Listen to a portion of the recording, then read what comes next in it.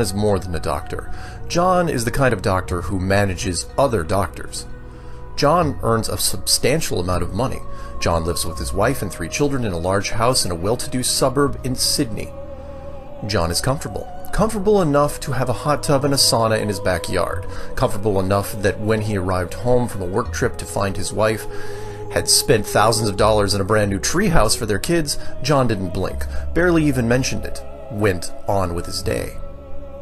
John is intelligent, intimidatingly intelligent. When John talks, he holds eye contact. You're afraid of saying something silly in John's presence. You want him to think you're smart. You make a clever joke, a sideways glance. Is John laughing? I hope John is laughing. John is the kind of person you want to impress. John is tall. His eyes tend to squint. He laughs infrequently but smiles easily. When you arrive at John's home, the first thing he shows you is his arcade machine, a cocktail cabinet with thousands of video games installed. John is in his 40s. He'll school you at Street Fighter 2, but he prefers the classics. Asteroids, Pac-Man. John has an almost childish passion for things. John is a great guy, a good doctor, a loving husband, and a great father. John is all these things and more. But one tiny detail, not evident, not immediately. John believes the earth is flat. John absolutely believes the world is flat. This is not a joke. This is not irony or an exercise in intellectual curiosity. John is not playing devil's advocate. Again, John believes the world is flat. A common misconception. Before Christopher Columbus circumnavigated the globe in 1492, people commonly believed the earth was flat. Untrue. The concept of a spherical earth was posited as early as the 6th century BC. By 3rd century BC, Hellenistic astronomy established it as a physical given. Early Islamic astronomers believed the earth was spherical. In the 7th century, the Armenian scholar Anania Shiratakasi described the earth as being like an egg with a spherical yolk surrounded by a layer of white and covered with a hard shell. We do our ancestors a disservice. By the time Christopher Columbus set sail, human beings had been aware of a spherical earth for roughly 2,000 years. But there were dissenters. There have always been dissenters. The Greek philosopher Thales thought the earth floated on water like a log. Archelaus believed the earth sank in the middle like a saucer. Early Christian dissenters argued for a flat earth. Passages in the Quran discuss the earth as being laid out during creation, which some interpret as a flat earth descriptor. 1893, 400 years after Columbus went on his legendary voyage, Orlando Ferguson, a real estate developer from North Dakota, drew this map, which is the flat and stationary map, which I'm looking at right now. A combination of biblical and scientific references. Ferguson called himself a professor and took this image and an accompanying 92-page thesis on tour across America. He believed the earth was flat.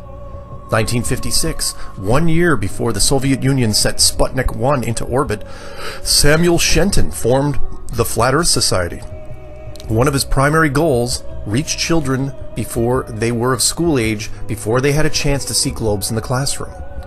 After a launch of Sputnik 1, Shenton famously said, would sailing around the Isle of Wight prove that it were spherical? In 1961, the Soviets sent Yuri Gagarin into space. In 1969, the United States put a man on the moon. It's 2016, and there are still people who believe in a flat Earth. Some believe Antarctica is a ring of ice that encircles the Earth. Some believe there's undiscovered land beyond the wall. Many believe gravity literally doesn't exist. Fringe flat earthers believe the sky is actually a glass dome. Almost all believe that NASA faked the moon landing. Flat earthers generally believe all photos of a spherical Earth from space, and there are thousands, have been doctored. On one hand, it seems incredible that people believe this. On the other hand, there's a basic explanation. That's Peter Ellerton, founding director of the University of Queensland Critical Thinking Project. Peter's written extensively on why people believe in a flat Earth, but believes the answer is relatively straightforward. It's simply the narrative people write for themselves. Once that narrative has been established, it's near impossible to rewrite. The psychology of why they believe what they believe isn't wildly different from the reasons why we believe what we believe, explains Peter. It just so happens that these people have written a strange story. Peter's view: human beings like to tell stories. Stories are what allow us to understand and interpret the world we inhabit. Stories define our reality. These stories can be constructed based on scientific consensus or built upon existing narratives in religious texts. Either way, they're created in much the same way, and they're equally as rigid. It's difficult to convince a lifelong anti-vaxxer to vaccinate their child, and it's difficult to convince flat earthers that the earth is round. It's tough to untie that knot. But the knot that is flat earth theory is unique.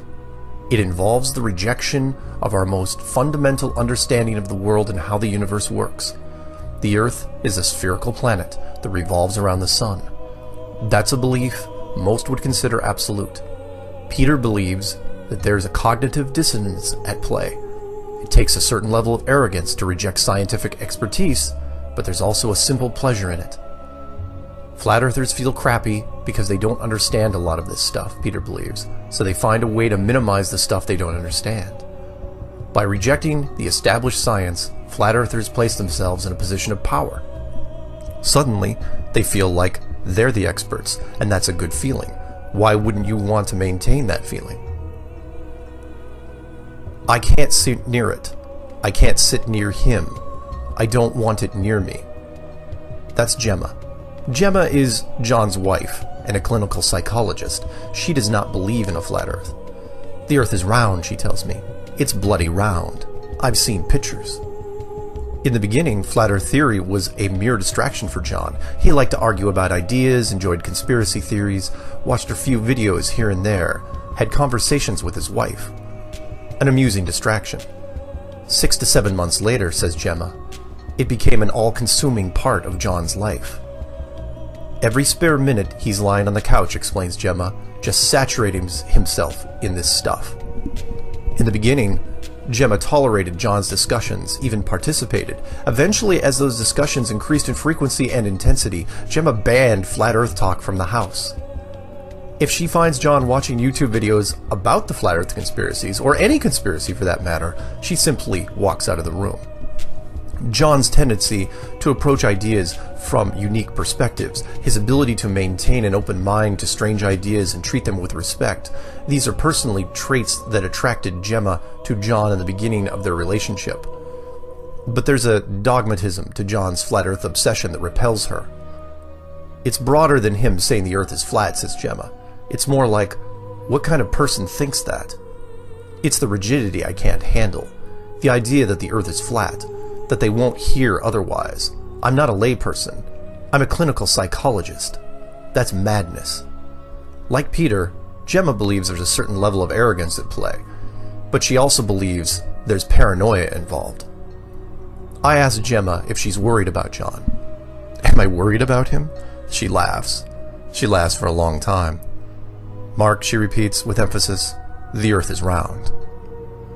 Once I believed it, John explains. Everything fell into place. John didn't always believe in a flat earth, but he's always been curious about almost everything. One video in particular convinced him, on YouTube. One specific wrinkle, the earth and its apparent lack of curvature. I just couldn't disprove it, he says, and he tried. Using his own money and his own spare time, John bought equipment online in an attempt to somehow check the curvature of the earth. In his own experiments, he claims he could not prove that the earth was round. He looked at a large-scale photo of the earth and its horizon, dead straight. Why? One video in particular, two men found the perfect spot. They stood 10 kilometers apart on opposite sides of a massive body of water. One shone a red laser towards the other, straight as a die. The figure opposite could see the beam of light. Same level, same height. Why? John doesn't understand why. Shouldn't the curvature of the earth make that impossible? He believes there's only one conclusion. The earth is flat. John doesn't bring up the subject much, doesn't discuss it with his colleagues. He will occasionally broach the topic with friends, he says, but he's had mixed results. People get angry, John explains. They don't want to hear it. John and Gemma once had dinner with their next-door neighbors. They were comfortable with one another, so John focused his research into the flat earth theory, discussed his research into the flat earth theory, asking a few probing questions. The mood, John says, switched almost instantly. He looked at me like he was going to hit me, remembers John. The first thing you get shown in school is a globe. That's your foundation. When you remove that, you remove the foundation. I think that scares people. Gemma remembers that dinner. She has a different perspective. What John didn't mention, his neighbor is an astrophysicist. His literal job description, ascertain the nature of objects in space. Suggesting the Earth is flat doesn't challenge his existing worldview. It rebukes his entire life's work. Gemma says the neighbor wasn't angry. He just thought John was an idiot, similar to the idiots who call his institute on a weekly basis to tell him the Earth was flat. This concerns Gemma. She's embarrassed, not for herself, but for John. The idea her husband is being thought of in this way, dismissed for the strange belief he has allowed to define him. I want to protect him, she explains. Flat Earth theory has changed Gemma's own perception of the man she fell in love with, the man she married, the father of her children. It's affected our relationship, she says. I had a panic attack in the car thinking about it, just wondering, is this the kind of person I've chosen to spend the rest of my life with? It's at that level. It's a huge issue in my life. Peter Ellerton said something during our conversation. He said, these people aren't a mystery. They're just a little sad. Gemma echoes the sentiment. This is a reality John has to live with. She remembers one moment, John standing in the kitchen, telling Gemma he felt estranged from humanity, that he was existentially lonely. He said, no one thinks the way that I think. People aren't comfortable with my ideas. There's no one I can connect with and talk to. That's sad. But there's a dichotomy. Gemma recognizes that. John feels lonely, but that loneliness makes him feel special. There's a comfort in that loneliness, in believing you're enlightened. I love him, says Gemma, finally. He's a highly intelligent person and worthy of respect, but this is fucking mental. It's crazy. John says something striking, something telling. When you look at the flat earth theory, he says, when you think about it, it's beautiful. It's understandable, relatable even. On a certain level, it's easy to be seduced by the idea of a flat earth. It draws you in, a tractor beam of alluring ideas and concepts. A flat earth, it all but confirms the concept of a creator, our collective hope for something more than this. It places us, humanity, back at the center